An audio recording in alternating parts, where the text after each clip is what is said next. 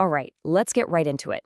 If you're watching this, I'm guessing your car has suddenly decided it's not a fan of accelerating anymore, and you've got this pesky code P2138 staring you in the face. It's super frustrating, maybe even a little scary, but hey, don't worry. We're going to break down exactly what's going on and, more importantly, how to get you back on the road. You know that feeling, right? You're just driving along, everything's totally fine, and then you press the gas, and nothing. The engine's still humming away, but it's like the accelerator pedal isn't connected to anything at all. Your car is just crawling along, and you've probably got a check engine light glaring at you.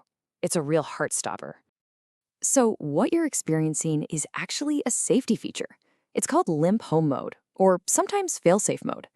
Now, I know it doesn't feel very safe when it happens, but your car's computer has detected a really serious problem, and it has deliberately cut the engine's power.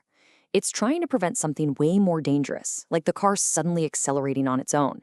It's giving you just enough juice to safely pull over to the side of the road. And that P2138 code? Well, think of it as a huge communication breakdown. It's basically your car's computer yelling that it's getting conflicting reports from the two sensors that are supposed to be monitoring your gas pedal. And because those two signals don't match up, the computer has no idea what you're actually asking the engine to do. So to be safe, it just shuts the whole operation down.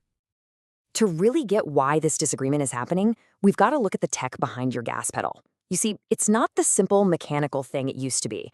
The whole story is in the jump from old-school cables to modern electronics. So the way your foot talks to the engine has totally changed.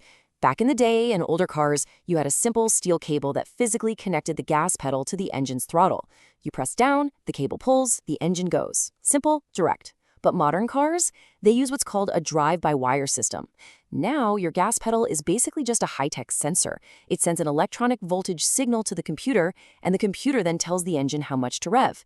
It's way more efficient, but yeah, it also adds new electronic parts that can fail.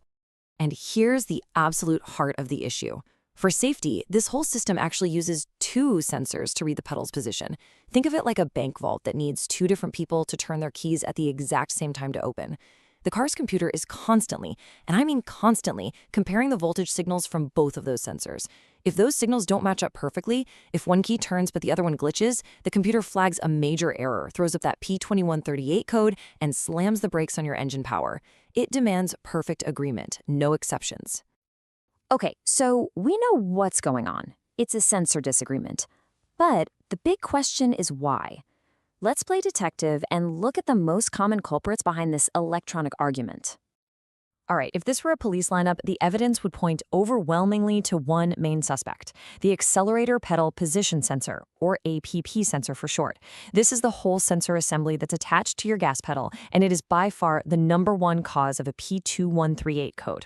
Sure, other things can cause it, like some damaged wiring, a loose connector, maybe a dirty throttle body, or even some water getting where it shouldn't, but 9 times out of 10, the problem is right there under your foot.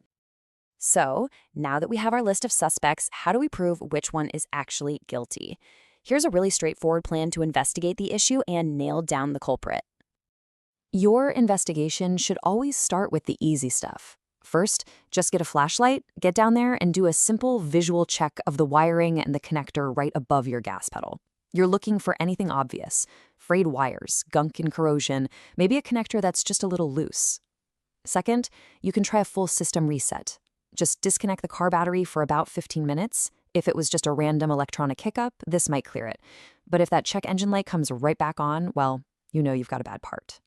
And third, this is the definitive proof. A mechanic can plug in a scan tool and literally watch the live voltage data from both sensors at the same time. As they press the pedal, you should see two smooth, identical lines on a graph. But with a faulty sensor, you'll see one of those lines suddenly go haywire while the other one looks just fine. And that, my friends, is the smoking gun. Once you've got that confirmation, actually getting you back on the road is usually pretty simple. So let's talk about the fix. And here it is. For the vast, vast majority of P2138 cases, the solution is just to replace the entire accelerator pedal assembly.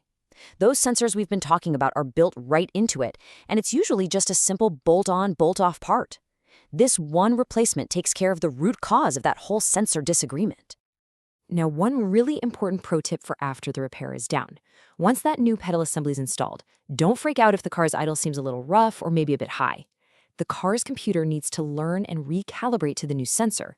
It's a process called an idle relearn procedure. It's often a really simple sequence, like turning the car on and off in a specific pattern, but it is an absolutely essential final step to make sure the computer and the new part are talking to each other perfectly. So, there you have it. That P2138 code goes from being this mysterious, scary failure to a pretty clear-cut problem with a really common solution. You started with a car that just wouldn't go, and now you understand the entire chain of events, from the sensors to the computer, all the way to the fix. Understanding the why behind a problem is always the first step to beating it. So the real question is, now that you've decoded this one, what's the next repair you're ready to learn about?